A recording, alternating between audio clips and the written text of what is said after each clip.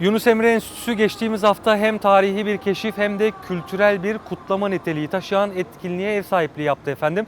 Onlarca yıllık deneyime sahip bir gazeteci olan Monica Porter, 12 Kafede Avrupa Tarihi adlı kitabını ilgili bir dinleyici kitlesine sundu. Gecenin sonunda Türk Kahvesi eşliğinde lokum ve tatlı ikramı yapıldı.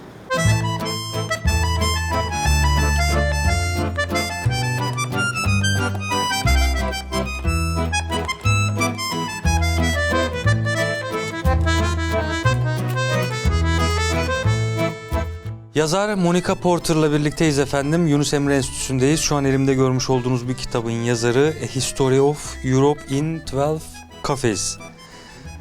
Kendisine tabii ki hem bugünle alakalı hem de kitabıyla alakalı sorular soracağız. So what inspired you to write about cafes in Europe and how do you think today's event connected with your book? I've always loved being in cafes. I've always found the atmosphere of a coffee house to be a place that I enjoyed very much. I began to realize that there are a great many very important events, people, movements that are associated with some of the famous historic cafes, and it occurred to me that it would be a very interesting new angle on writing about historical events in Europe through the coffee houses and the people who spent their time in them and who had new ideas in them and who formed new movements there. I come from Budapest. I was born in Budapest. My family is Hungarian, and coffee has always been a very big thing in our family. My parents were always drinking coffee. I'm a great coffee fan, so it seemed like a very not only interesting but also like an enjoyable subject to write about. And of course, having this event here at the Turkish Cultural Center is very appropriate because the Turks were perhaps more instrumental than any other nationality in creating the whole institution of the coffee house and in eventually in bringing it into Europe. So you told us a story about Ottoman and Turks drinking coffees, right? So how did the coffee first come to Vienna?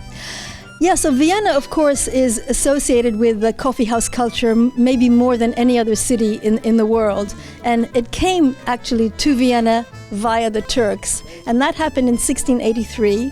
This was when the Ottomans had their great siege of Vienna. Of course, they had already occupied Hungary, and they were moving further west, and they wanted to also to take this great prize of Vienna. But it was a very difficult city to take because it was very well protected.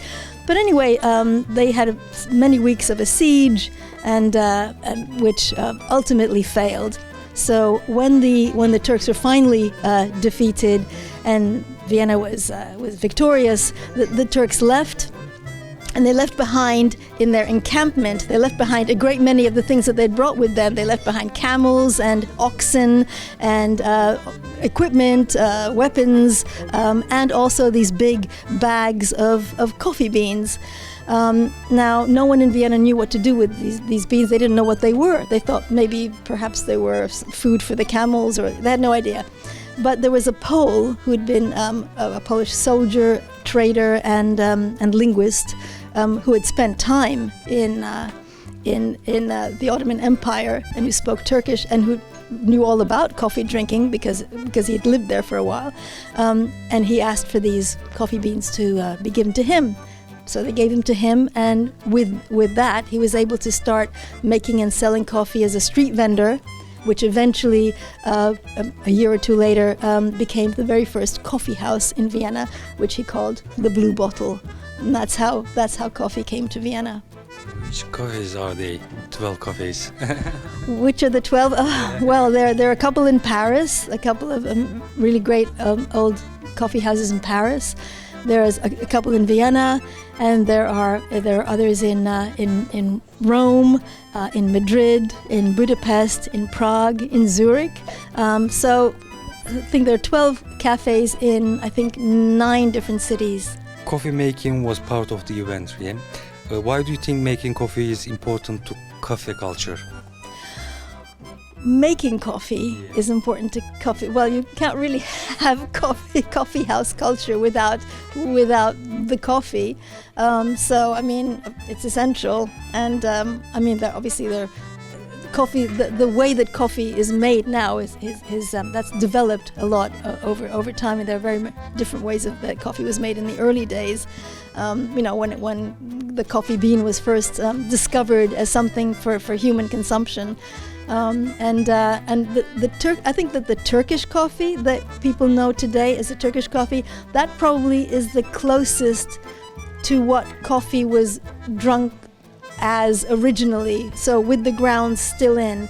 A little bit later came the more Western European style of filtered coffee, which was popularized by the Sun King in France, by Louis XIV, who really, and in fact it's very interesting because he was first introduced to coffee drinking by the Turkish ambassador in Paris, who came with all the equipment to make coffee.